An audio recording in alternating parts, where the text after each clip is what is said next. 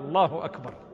Allah says, those who have wronged themselves, committed sins of immorality, those who have transgressed against themselves or committed immorality, they wronged themselves. They remembered Allah and they sought forgiveness for their sin and they promised not to do it again. Allah says, those are the ones whom we will forgive. And for them we have prepared paradise.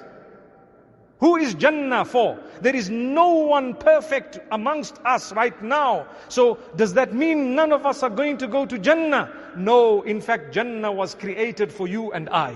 We are sinners, yes, but we are repenters. That's the difference. We repent. كُلُّ بَنِي آدَمَ خَطَّاء وَخَيْرُ الْخَطَّائِينَ التَّوَّابُونَ. All human beings err, they falter, they sin. But the best of those who are sinners are those who constantly repent.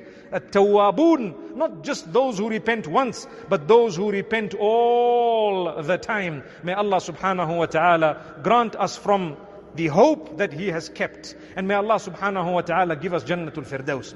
So I want to end off by saying, my brothers, my sisters, the tranquility we find in the house of Allah, there shall be unmatched tranquility in the paradise of Allah.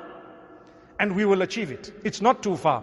Try hard. When you falter, come back, repent. Shaitan does not want you to come back. Come back, repent, earn the forgiveness of Allah. And for you is Jannah. Jannah was prepared for sinners who repent to Allah.